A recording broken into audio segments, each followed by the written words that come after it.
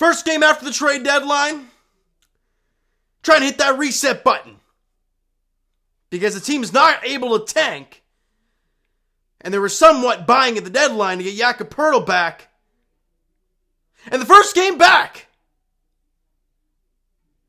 you blow a lead late. And the way this Raptor team has been all year, they find different ways to lose. And here's another one. They lose 122-116 to the Utah Jazz. And looking for their first 4-game win streak of the season. And we're like, okay, let's start. You got a favorable schedule coming up. All right, let's get some W's. Maybe crawl back into this because they're not able to tank with this roster. So let's see what happens. And you've already given up your pick for next year. So that's fantastic. And you lose this one and now drop to 26-31 in the season. But it's the fourth quarter meltdown on both ends of the ball for the Raptors. You see as the game finishes, Nick Nurse yapping the official, Fred yapping the official. And yes, was it kind of pitiful that less than 3 minutes into the fourth quarter, they're already in the bonus. Less than 3 minutes in. When does it take them to commit their first foul of the quarter? 4 minutes in. I mean, that's a pretty substantial difference. But now, let's fast forward, and I have some stats here. Shout out the Raptors media crew, because I have to use some of these. Eric Koreen. The Utah Jazz scored on 14 straight possessions to end the game. The Raptors did not get a stop on any of the last 14 possessions. That's awful. And shout out Josh Lewenberg. Ready for this one? Raptors led by 13 points with 5:04 to play in the game. They were leading for the entire game. You're up 13 late. Oh, it feels like you're just going to cruise to the finish line. They got outscored 24-5 the rest of the way. The Raptors scored 5 points in the final 5:04. Oh, but they weren't done. They were in the penalty 3 minutes into the fourth quarter, and it committed 11 fouls in the quarter, putting Utah on the line 13 times and allowing Utah to shoot 13 of 17 from the field. That is downright pitiful. They allowed 39 in the fourth quarter. And it's not just that your defense was bad. Your offense was piss poor as well. You dropped 20 in the fourth quarter. And just to add salt to the wound, Walker Kessler drops a season high? Didn't he have like 23 in the game or something like that? Let me check that. He probably got double-double, right? No. 23, 9-1, and shot 10 of 12 from the field. Of course he did. I was really getting excited. I'm like, okay, well, Jakob Poeltl, it looked pretty rough. We'll talk about him in a second. But the Raptors look like they're going to win this game convincingly. They look like they're never going to trail in the game. It's going to look nice. And then you would have won for 4 straight for the first time this season. And you would have been only 3 games under 500. And you're already in the play-in. So then you're creeping up on some other teams. Good stuff. But no, you fall flat in your face. And you lose by 6.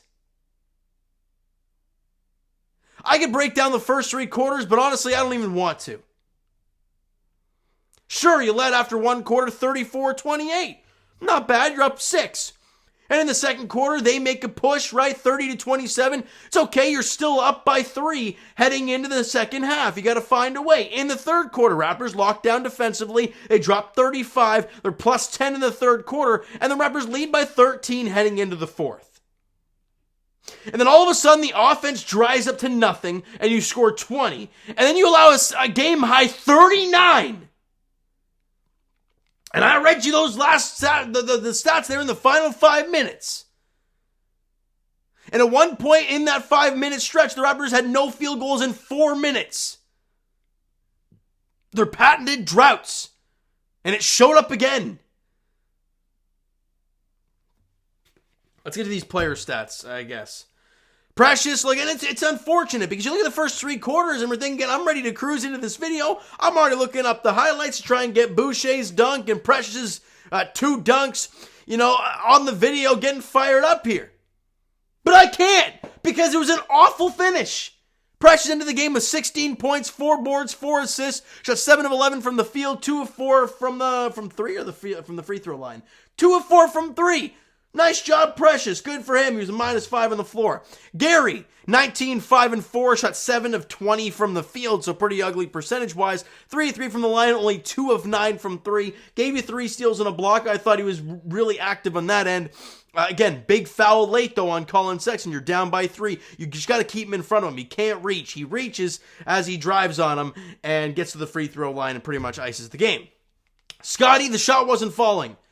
But in the early goings of this game, the assist, the passing was just unbelievable. 12 points, 7 rebounds, 9 dimes. But again, I don't think he had an assist in the fourth quarter. Albeit, they only scored 20 points. You're not expecting much. 5 of 14 from the field, 2 of 2 from the line, 0 of 3 from distance. Problem from 3, as we've seen all season long. Fred VanVleet, 17, 4 and 4. Royally struggled shooting the ball. 4 of 13 from the field, 6 of 7 from the line. Was 3 of 9 from distance, including you're down by 4 with like 11 seconds left. Gets a wide open 3 and airballs it. It's just ugly. Downright ugly. That final 5 minutes. I mean, you can't picture it any worse, right?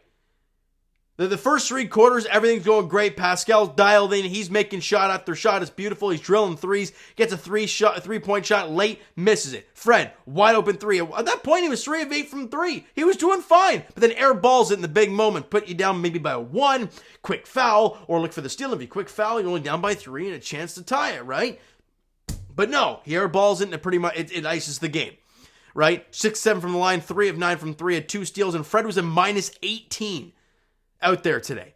Pascal, look, I love the offense. He did miss some big shots in the fourth quarter, and I thought the referees decided to put the whistle away a few times, and it's unbelievable because he just got named to the All-Star team as he should have been, and he's not getting those calls. It's incredible. We talked about it, weeks ago, or what was it, a couple games ago maybe, that Pascal just does not get to the free throw line anymore. It's like they just decided to stop calling to get him to the line. Because the last time Pascal Siakam got to the free throw line 8 times in a game, let me try and find that number. It was January 17th. We're nearing a month. A guy who lives in the paint. Sure, that makes sense. He ended the game with 35 points, 6 boards, 4 assists. Shot 12 of 21 from the field, was 6 of 7 from the line, was 5 of 7 from 3, and he had 3 steals. Pascal did his job. But again, defensively, the entire team down the stretch stunk. And that's all there is to it. The bench unit. Your top scorer was Chris Boucher with 7 and 6 boards. He was 2 of 6 from the field. Both were dunks. One was the great one that he threw down over his fellow Canadian, Kelly Olynyk. And then one was the putback dunk. And I think Scotty who missed the layup? And then he threw it down. Great stuff. But again, you're 2 of 6 from the field, 3 of 4 from the line. Missed the 1-3, had 2 blocks. The energy was there for Chris Boucher, and man, Jakob Poeltl, again, I love the screening. That's great. Solid screening, letting guys get free, beautiful. And finishing at the rim is great. But I forgot how downright abysmal this guy was at shooting free throws. Ended the game with 6 points, 4 rebounds, 2 assists, shot 2 of 2 from the field, but was 2 of 7 from the free throw line. 2 of 7. And he had 3 turnovers and he had 5 fouls. He also had a 3-second violation. We traded next year's first? Okay. But I got team stats here. Yeah, they shot 54% from the field. You know what else? They had 76 paint points. 76! I thought Poeltl coming over would give you that paint presence, albeit I don't even think Poeltl played 20 minutes. No, he played 16. I mean, that's just a way to get him integrated in the offense or what? I don't know. But 76 to 48 in points in the paint. They flat out beat the living snot out of the Raptors there. They also shot 54% from the field, 25% from three, not great. 76% from the free throw line. The Raptors only shot 45% from the field. What was the field goal attempts, though? Raptors took only 4 more shots, but they made 6 less. 3-point shooting, Raptors doubled them up, 12-6, so that's the reason you're probably still in the game. 12 for 34. We shot 73% from the line. You missed 8. 5 of those were Jakob Poeltl. The fact that Yak got to the free throw line the same amount of times as Pascal did, it's wild. It's absolutely wild. And he played like substantially less minutes. Sure. What else we got here? Raptors were 76% from the line. They were also -6 on the glass. They were even 9-9 in the offensive boards. And it was just awful. I was so ready to come on here and be happy. The Leafs did their job tonight against Columbus. I'm feeling good. I flip back over to the Raptor game after the horn goes in Columbus. No cannons going off. And I'm seeing the Raptors at 13 with like 5 to go. My God, beautiful. What did we just witness? They have found ways to lose in different ways all year long. But this game is right near the top of painful ones for the Toronto Raptors. And next up, you're in the NBA Finals, or at least Dwayne Casey's NBA Finals, as the Raptors are at home taking the Detroit Pistons in Toronto at 3 p.m. on Sunday afternoon, on Super Bowl Sunday. Sure, that makes sense. I mean, it's before the Super Bowl, but still. It's a 3 p.m. tip-off. I got no words, man. I don't. I was ready. If we came on here and we got a dub and the defense stayed okay down the stretch and you got the win and you'd won 4 straight, the positive vibes would be there. But the script has been flipped and this team looks no different than what they've done all season long. And you would expect that with just one addition of Jakob Poeltl and nothing else. I got nothing else. Watching this team this year has just been beyond painful. If this team won even half of the games that they should have won and somehow found a way to lose, it'd probably be at least 3 or 4 games over 500. They've just lost so many games in painful fashion. It's incredible. It's just remarkable how they've just found ways. And that's going to do it for this one. You guys enjoy the video and not the game today because let's be honest, if you enjoyed it, you're probably a Jazz fan. And smack that like button if you guys did enjoy the video at least. Hit the subscribe button if you guys not already. Comment down below your thoughts on the video, your thoughts on the game. What'd you like, what'd you not like from today's game for the Toronto Raptors? The Twitter and Instagram links are down in the description, so follow up and send me a DM to that great stuff. Discord link is down below, so if you want to voice your displeasure after tonight's loss, go do so. The link is down below.